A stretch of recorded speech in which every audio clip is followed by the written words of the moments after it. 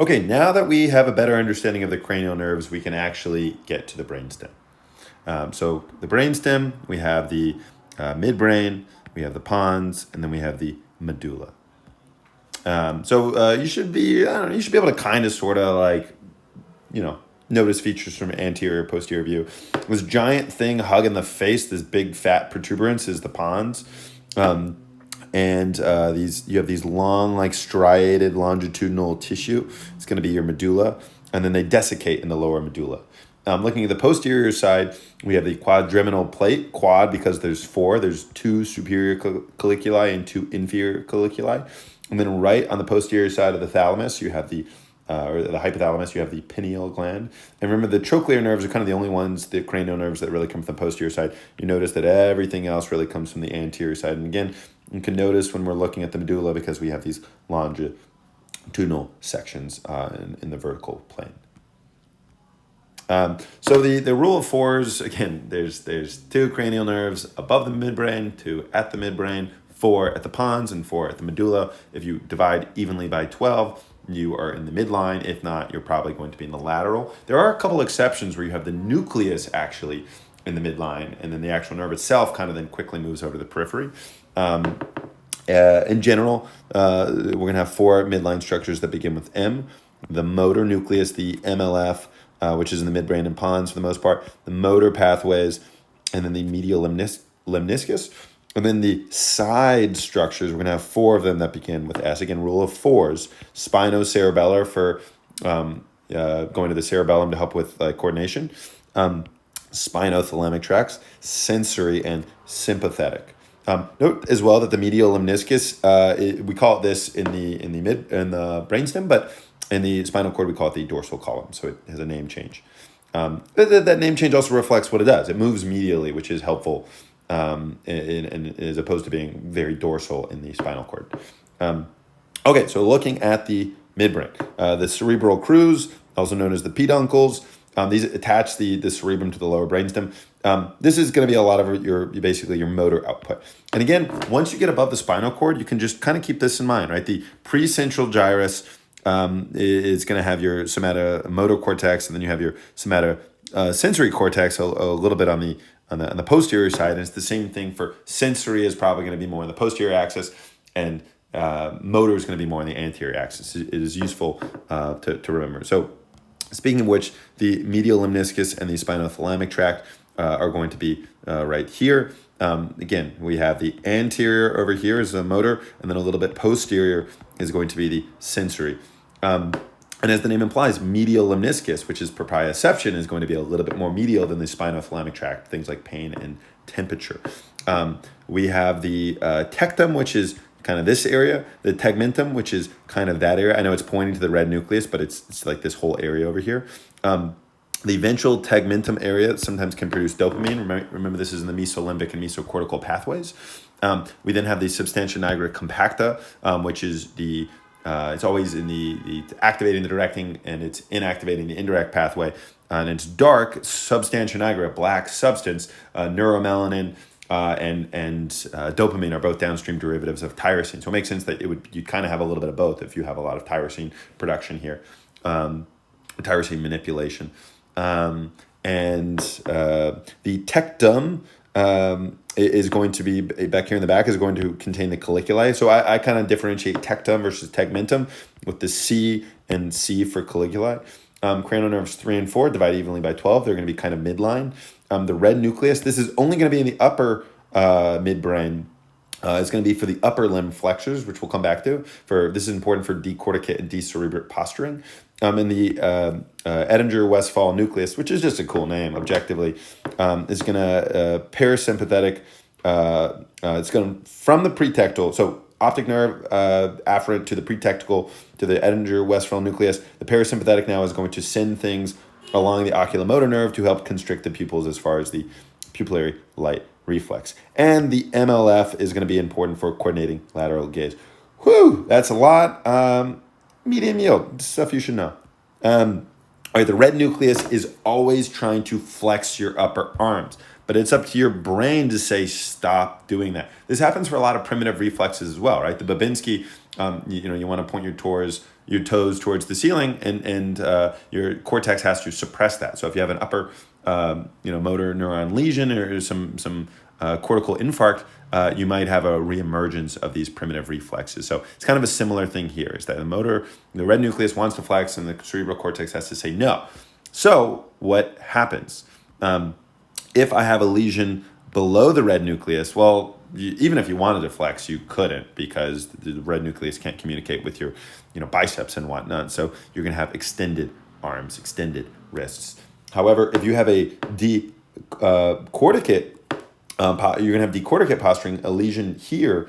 So I think if you have a lesion in the cortex versus a lesion around the cerebrum or cerebellum, a little bit more inferior, so if you have a lesion here, you don't have the brain to say, hey, you shouldn't flex, you're going to look stupid. And so the red nucleus is like, I'm going to flex as much as I can. So decorticate versus decerebrate, someone who's rushed into the ER and you see their arms in one position for another, you at least have a little bit of info maybe about where the stroke or the whatever lesion is, where that occurred.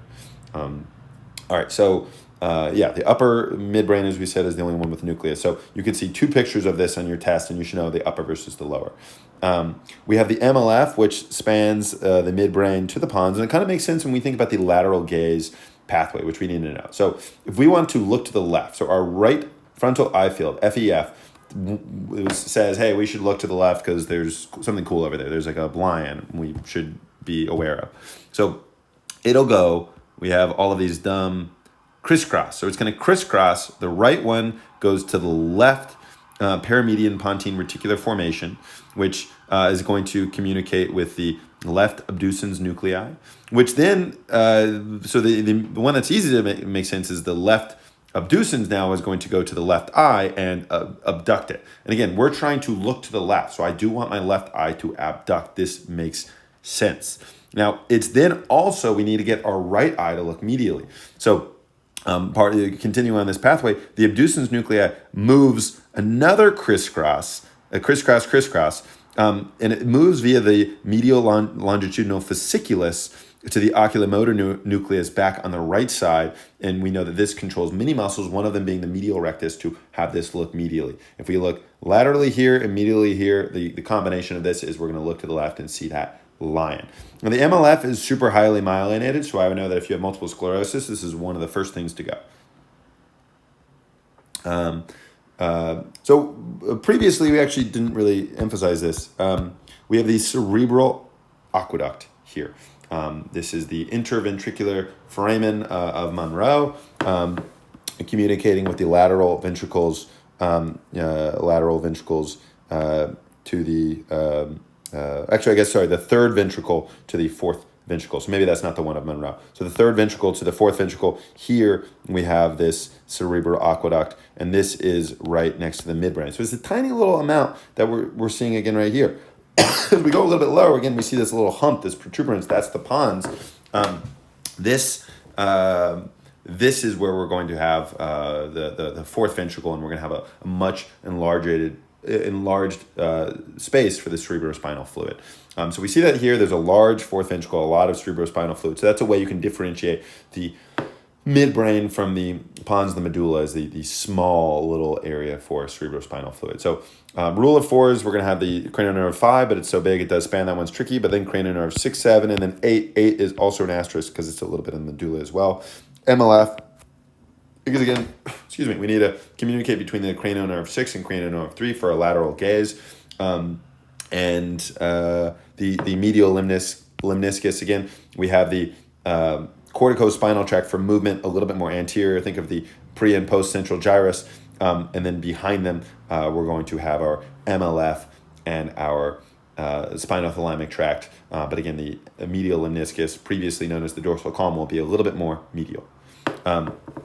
Medulla does not play a role in anger or aggression. That'd kind of be more the amygdala. I don't know where people got that idea from.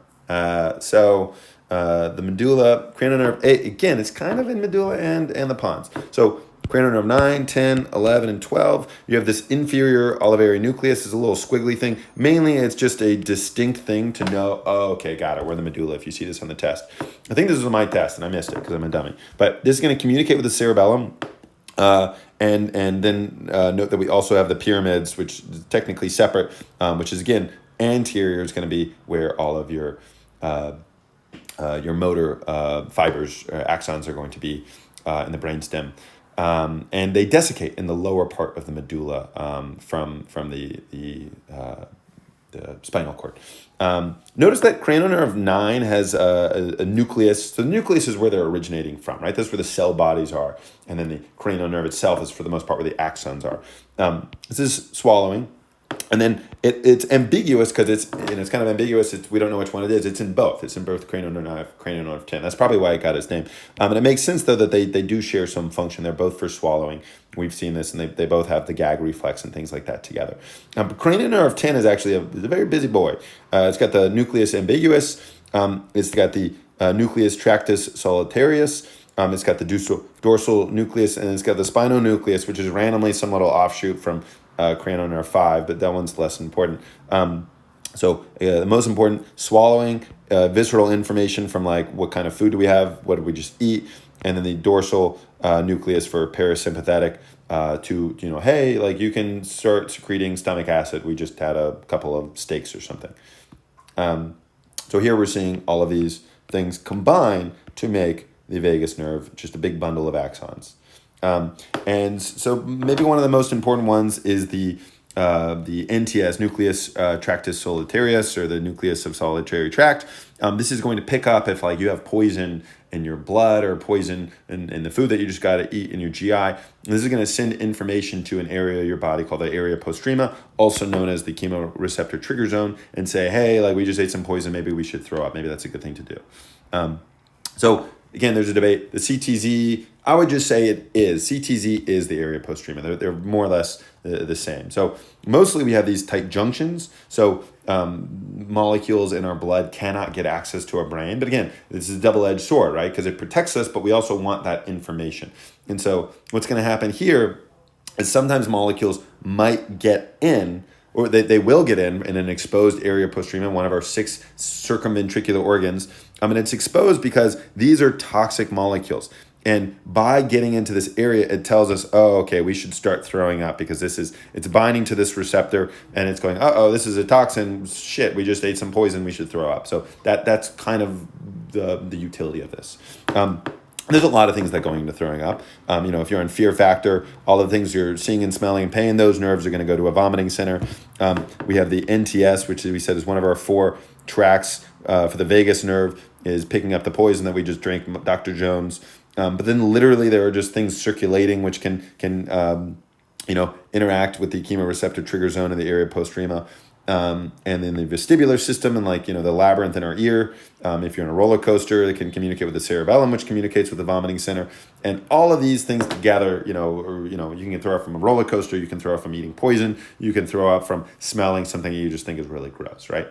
So it's a complex integration of all of these. So the pyramids, we said that there's the crisscross applesauce for your upper, for your corticospinal tract, for your motor nerves. Same thing as well. You're also you desiccate in the lower medulla for the medial lemniscus dorsal column. And again, we call it this in the spinal cord. We call it this in the brainstem, but it's the same thing. But it should make sense. It's dorsal in the spinal cord, and it's a little bit more medial in the brainstem. So both of these, the motor, so that's 2 out of the 3 important brainstem or spinal cord tracts that we need to know. Decussate in the lower medulla, very important to know. Reticular activating system, also known as the reticular formation, it's going to be in the midbrain, pons, and medulla, and it just helps maintain consciousness. So the Rafe nucleus is production of serotonin, also in the midbrain, pons, and medulla. And so just kind of a little bit of a summary. You should be able to eyeball this, right? And there are little things you should notice. This structure is for the midbrain.